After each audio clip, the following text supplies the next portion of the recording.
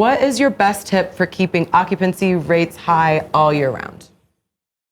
You want the straight answer or the funny one? All right. Hello. Action. Hello, my name is Brandy Canali. I was the COO at Romy, a US urban operator for 9 years. So this is Goncalo.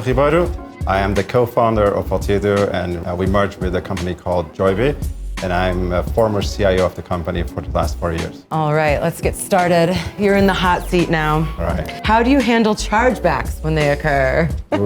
The good hint would be just work with payments by booking, so you don't have to handle. But for the direct ones, it's actually quite hard. So first of all, you always have to do the guest screening. So it's the first measure in the first line of defense, let's say. When we charge a credit card, when they are checking in, get all the paperwork done. And I would advise, actually, many people don't know this, but if you can enable your 3D secure, that's a good way to mitigate the risk. I also think if you're the merchant of record, if you use Guesty Pay, there's lots of tools in there to help you kind of have all of that paperwork and documents written down, but then, making sure that guest verification, especially for last minute bookings, that's usually 100%. all the fraud is happening within 24 to 48 hours. So as long as you have that covered, you're probably going to mitigate a lot of those chargebacks. So that's why you do the street cancellation, so you don't have last minute. Yeah, exactly. Well done. It's me. Do you charge property owners a setup fee or pre-operational costs?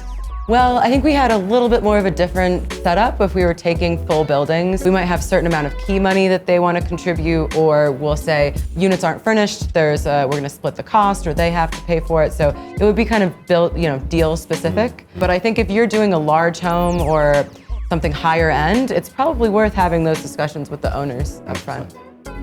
All right, what is your best tip for keeping occupancy rates high all year round? You want the straight answer or the funny one? Good question. Obviously, we are working in different markets with different KPIs, but definitely I would say to stand out is actually quite simple. And I know that you will think it's quite hard, but focusing on the guests, amazing operational excellence, and we're on the people's business. So if you do a good job, a good service, and you have a good review, that's the first one, then the rest will follow. Next one. So what is the number one secret to increasing net profit after adding more homes? Raise the rates. No, I'm just kidding.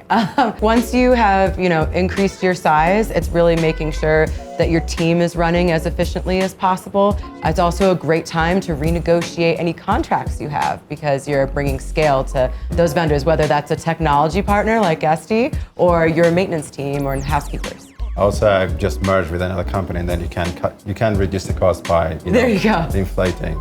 Very good. So this is the last one.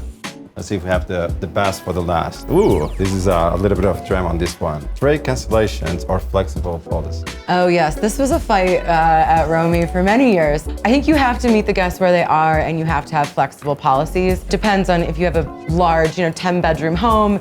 Maybe you're a little bit more strict, but if you have the ability to be more flexible, you're probably going to drive more conversions that way. Yeah. What about post-COVID? Yeah, I think it's a totally different landscape. The booking window's changed and the traveler expectations have changed, so you have to be as flexible as possible. Yes. Amazing.